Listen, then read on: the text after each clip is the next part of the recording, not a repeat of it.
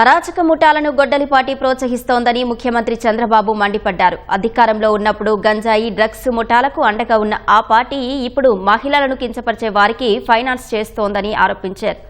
Deputy CM Pawan Kalyan కుటుంబంపై నోటుకొచ్చినట్లు మాట్లాడిన వ్యక్తికి మద్దతివ్వడం దారుణమన్నారు. ఇలాంటి చర్యలను సహించే ప్రసక్తే లేదని హెచ్చరించారు. మేమేమైనా పొరపాటు చేసి విమర్శిస్తే సరిదిద్దుకోవడానికి సిద్ధంగా ఉన్నాం. కానీ ఈరోజు రాష్ట్రంలో జరిగేది మీరు చూస్తే ఎక్కడా సమస్యలు లేవు. వీళ్ళకి ఏమీ చెప్పలేరు, విమర్శించలేరు. దీనికోసం కులాల మధ్య మతాల మధ్య చిచ్చు పెట్టే పరిస్థితికి వస్తున్నారు. మొన్నటి వరకు రాష్ట్రంలో గంజాయి పెంచే పరిస్థితికి వచ్చారు. ఏజెన్సీ ఏరియాలో గంజాయి పంటను పండించే పరిస్థితికి వచ్చారు. ఈ ప్రభుత్వం చాలా స్పష్టంగా ఉన్నాం. ఎవడైనా గంజాయి తాగి బయట వస్తే అదే చివరి రోజుగా గంజాయి బ్యాచ్ను అణిచేయడానికి ప్రభుత్వం సిద్ధంగా ఉన్నామని మరొకసారి మీ అందరికీ విజ్ఞప్తి చేస్తున్నా. ఈగల్ టీమును పెట్టాం.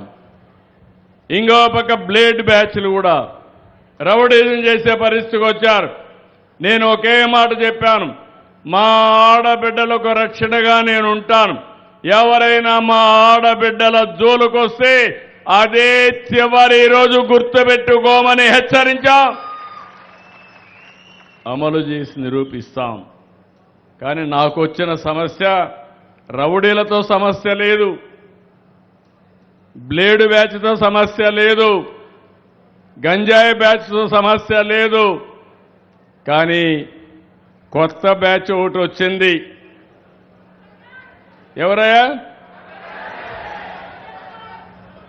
గొడ్డలి పార్టీ. ఈరోజు మీరు చూడండి, ఎవరైనా సరే ఎంత ధైర్యంగా ఉన్నా మన ఇంట్లో ఆడవాళ్ల గురించి క్యారెక్టర్ అసాసినేషన్ చేస్తే కుంగిపోతాం. ఇటీవల పవన్ కళ్యాణ్ గారు ఆయన కుటుంబ సభ్యులపైన అసభ్యంగా పెట్టే పరిస్థితికి వచ్చారు. మాట్లాడితే ఎవరైతే పెట్టారో ఆయన్ని సపోర్ట్ చేసే పరిస్థితికి వచ్చారు నాయకులు.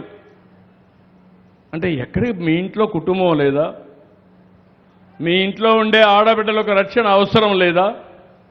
అంటే ఏమనుకుంటున్నారు మీరు? వీళ్ళు ఇక్కడ ఉండరు, ఎక్కడో ఉంటారు. యూట్యూబ్ కానీ, ఇన్స్టాగ్రామ్ కానీ, ట్విట్టర్ కానీ ఇలాంటి అనేక వేదికలు పెట్టుకొని ఇష్టానుసారంగా తప్పుడు వార్తలు అయితే కండెమ్ చేస్తాం. క్యారెక్టర్ అసాసినేషన్ ఇది ప్రమాదకరమైన పరిస్థితి. నేను అందుకే మిమ్మల్ని కోరుతున్నా, మేము సుపరిపాలన ఇచ్చినంత వరకు నేను ఒకటే చెప్తున్నా.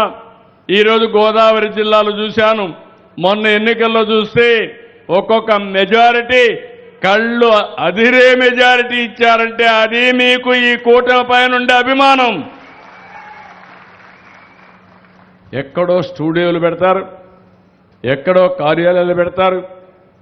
అలాంటి రాక్షస మూకకు కూడా సపోర్ట్ చేస్తామని వీళ్ళు మాట్లాడే పరిస్థితికి వస్తారు. వాళ్ళకు ఫైనాన్స్ చేస్తారు.